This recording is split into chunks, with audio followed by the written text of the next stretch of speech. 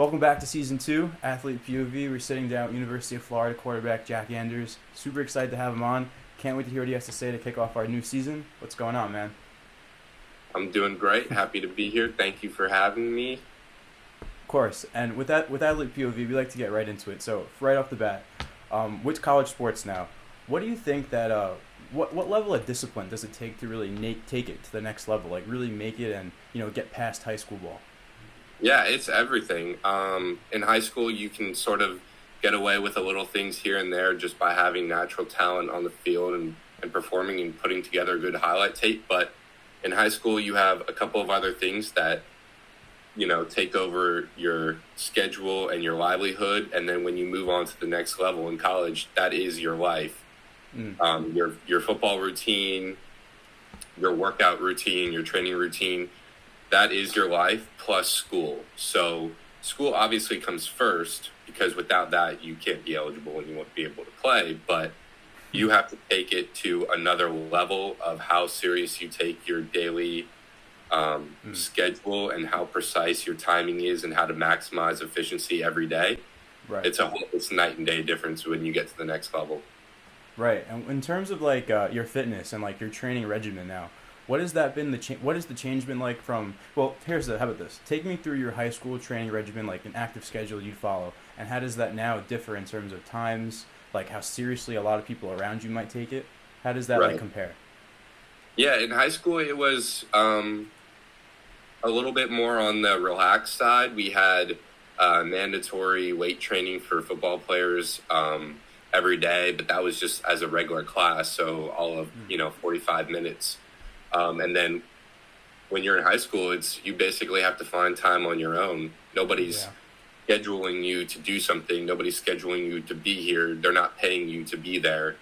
So in high school, it's whoever works the hardest on their own, will put together the best results. And then in college, you have somebody, pretty much taking care of your schedule, making sure you can get workout times in throughout your class schedule. Right. And then in terms of in seriousness, when you get to college, yes, you are playing for the love of your school and the passion of your university, but a lot of these guys want to make it to the next level, make it to the highest level that they can. So Right. there's no joking around, no anything going on because these guys are trying to make football their life. Right. And now when you talk about high school, how it's all on your own, really, not like someone holding your hand telling you, hey, you got to go to the gym an extra set or something, like, something like that. Would you say there's a sort of sense of obsession about yourself? And how do you think you've acquired that sort of obsession from your environment around you? Yeah, I think if you're not a little bit obsessed, if you're not a little bit, well, I guess I would say a little bit obsessed, but just hungry to achieve more, then you're not in the right spot. Because if you're complacent about being where you are, then there's no next step for you to take to become a better version of yourself. So that little bit of obsession, some people would think you're crazy, but they just don't understand what it takes to make that transition in your life to become successful in any way you want. Absolutely. And when you mention like people around you and like the noise, some people would say that like negative people, doubters saying like, why are you doing this? Why are you doing that?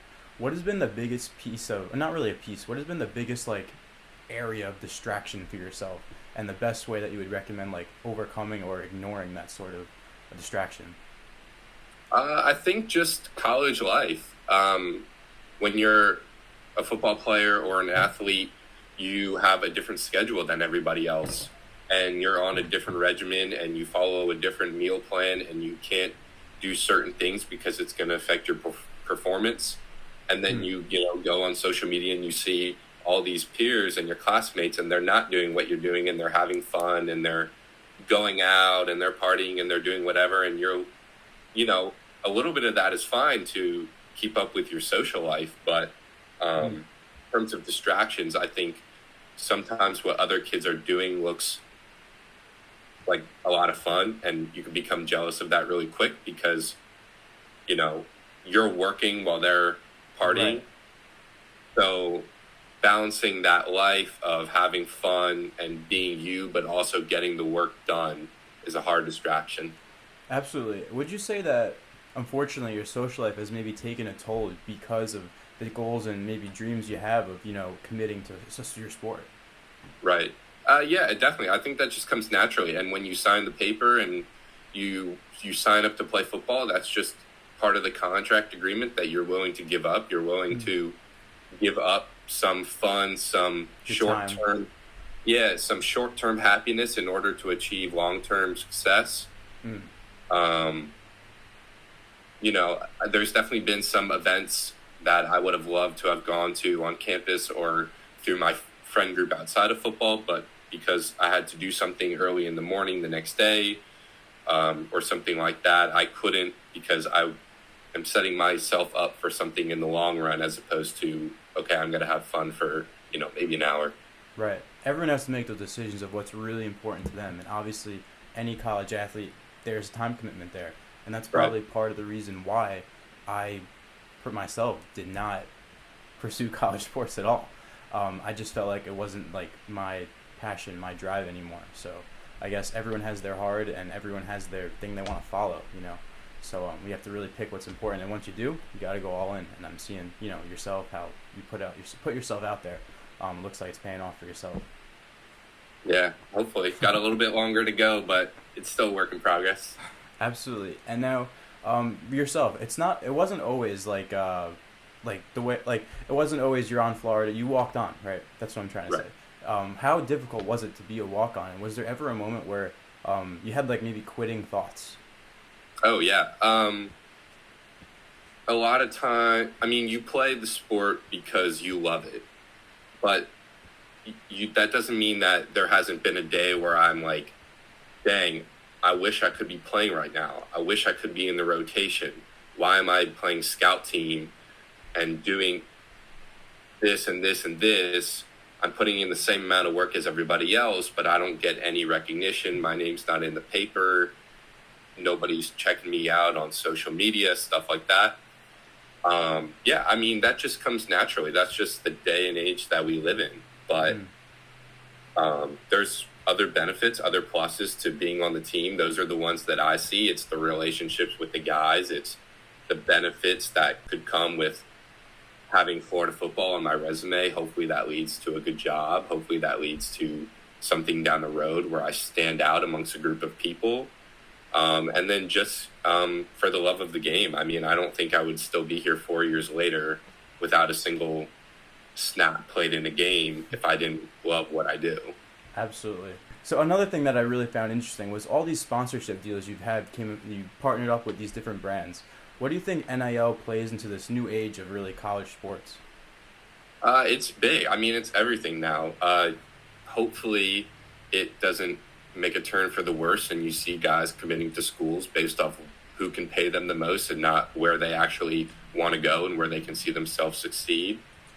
But it's great because I think you really put in too much time and too much effort not to make a profit off of what you're giving to the university.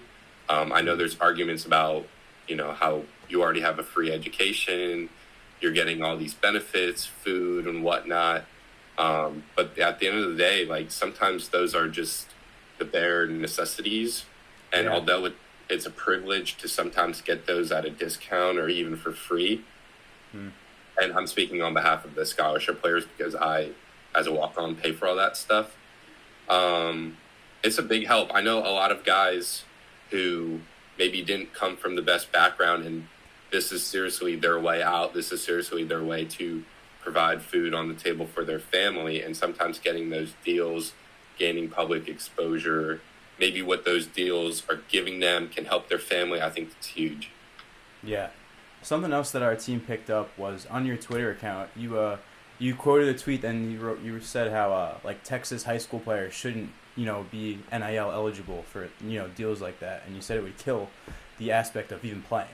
Yeah. Not arguing with you on that. I just want to hear like more in depth about your take of why someone might think that.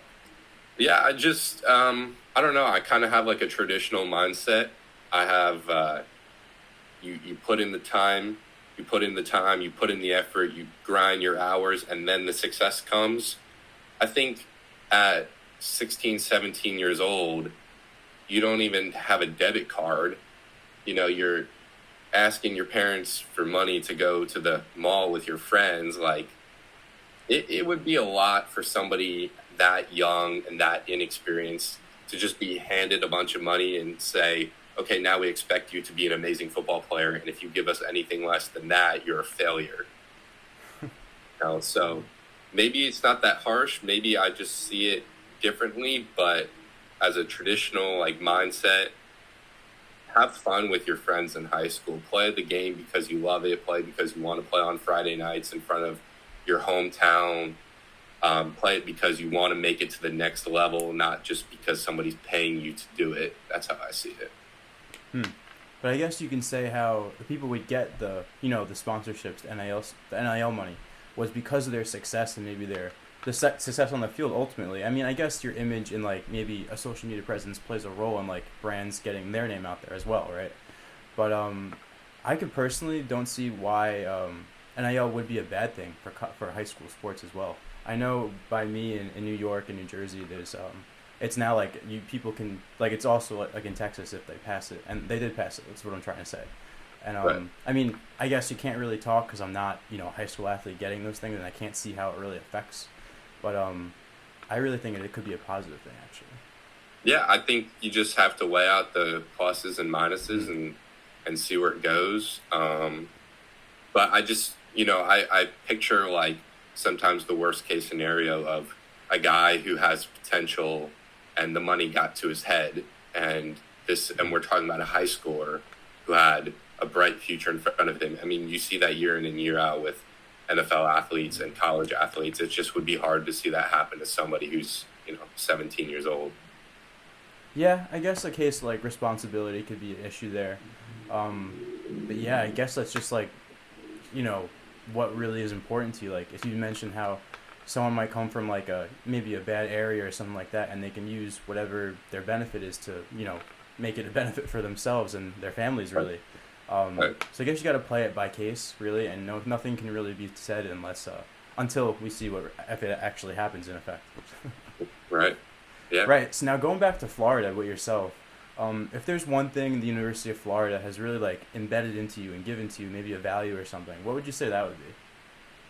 I think pride. I think it's hard to put in maximum effort every single day, go through the grind, go through the struggle, if you don't understand the people that came before you, the players that played here, the history, the tradition. I know every school has their own little style to that, and all the great players that have come through every school. But I think at a school like this, in the SEC, tons of history, numerous NFL draft picks, and then continuing that legacy when you run out into the swamp every single Saturday, whether you even play or not, just putting on the uniform that has been, practically the same since the beginning, and just getting a bigger sense of why you're doing what you're doing and playing for something bigger than yourself. I think, yeah, that definitely is a big concept here. Something else that we saw was how big of in the volunteer community you are, and all the hours you might put into different causes. Could you go over some of the things that you're really into, and what do you get out of it? Yeah, I think for me it's kids. It's involving two things that I feel like I'm good at, is dealing with kids and sports. Why not do something that combines the two? Because whether these kids are physically disabled, maybe they're going through some issues in their community, I've done kids battling cancer, kids battling illness, kids with physical disabilities. If I know for a fact that because a Florida Gator football player talked to them, gave them a high five, just even played catch, the bare minimal things of just being a nice person means the world to them. And maybe they got a little bit healthier that day or did something that improved their life. And for me, that's everything, because if I was in their shoes, I would want that. And, thankful to God that I was a healthy child, regardless if anybody who played major college sports came up and started playing with me. I mean, Yeah. that's like God talking to you. I'd say especially if you're a sports fan, but then I mean you realize it's really like the world around us is really bigger than just yourself. Like I was watching a podcast the other day. I was CEO of a diary, and when they were talking with someone, and it was like the biggest thing was service, right? Giving back to the greater good, not just yourself. Like less, at least selfish as possible. So obviously, by what you're doing, you really embody that. So you should be proud of that. Thank you. Yeah, if you have a platform to make the community around you better, then what's stopping you?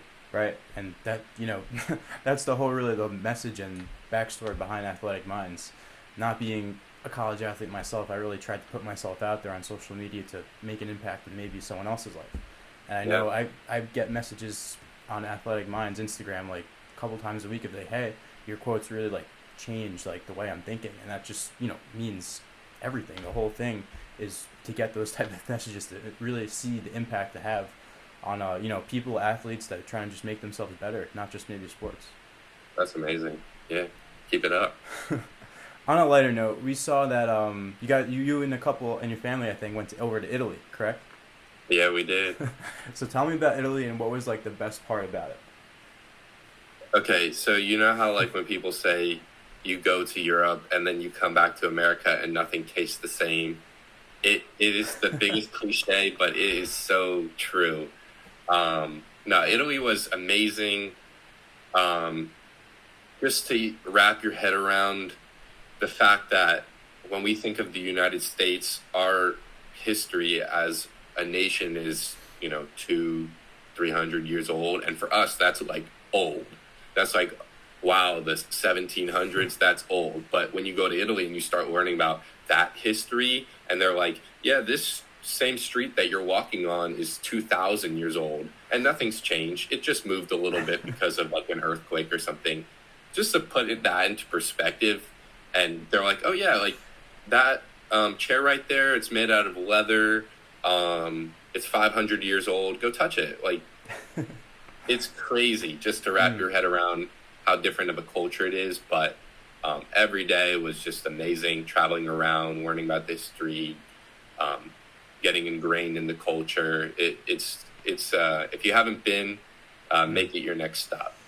Yeah, I mean, being Italian myself, I've never been to Italy, which is actually a goal of mine, to travel. So Italy could definitely be up there. But another aspect, right? You mentioned food. If you had to pick maybe one dressing or sauce, you can only have that the rest of your life. What are you going with? Ranch, no question. Ranch, wow. Ranch. Not like Italian seasoning or something? Or dressing? Or like a sauce on like anything. Just give me ranch and I'm good. That's my go-to. As American as that sounds. Right, yeah. Is that like your go-to for like buffalo wings too? Oh yeah, I'm ranch over blue cheese. I'm a big like spicy food guy, but surprisingly, I don't like ranch or blue cheese at all. Really? Yeah, it's just me, I think. Flavor-wise, so good, and it just cools it down just a little bit when you put the buffalo on. Just makes it perfect. Okay. We also saw this digging through the Florida social media. We saw on Gator Cam 4 how you mentioned no one on the team is funny. Is that something that's still the truth, or has that changed at all? Okay, inside scoop about that video. They had the camera set up, and I walked past the camera and read, the question, who's the funniest person on the team. And my initial reaction was, I just said, nobody on this team is funny. And the three people behind the camera started cracking up. And they thought I was just literally being honest and just natural. And they started cracking up, and they said, you have to just say that again. So I tried to not make it as scripted as it might have looked. But, yeah, that's pretty much the inside. I mean, there's plenty of guys that are, make me laugh every day. It was kind of a exaggeration, but we definitely have some jokesters on the team. I feel like every team has like those couple guys in the locker room that just like get everyone going, and like the vibe just changes when they walk in or something.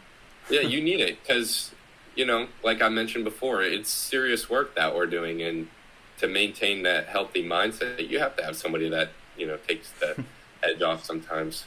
Absolutely. Um, if you last thing we always ask here on athlete POV, if you had to give yourself one piece of advice to your younger self, what would you say to them? Um, Take your time. I think that in today's day and age, everybody wants instant gratification. Everyone wants things to happen now. It's, put in the work and give it to me right now. And myself, like, I get caught up in that too. I want things to be good in my life now and not, wait, and things will come, things will happen. Um, I think just being patient and taking your time and letting things develop in front of you and not trying to be over eager and make the wrong decision, yeah, is a big one.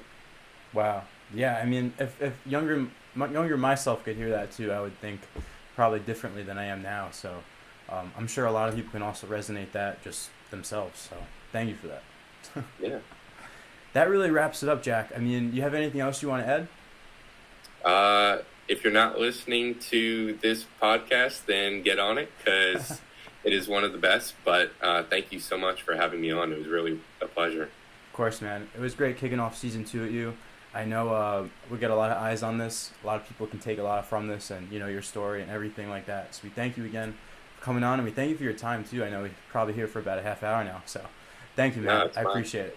it's my pleasure. And if anybody listening has any questions and wants to reach out, please feel free to hit me up on any social media. As I mentioned, I love helping the younger generation, so feel free. Of course, man. Thank you once again. Have a great rest of your day. Thanks, you too.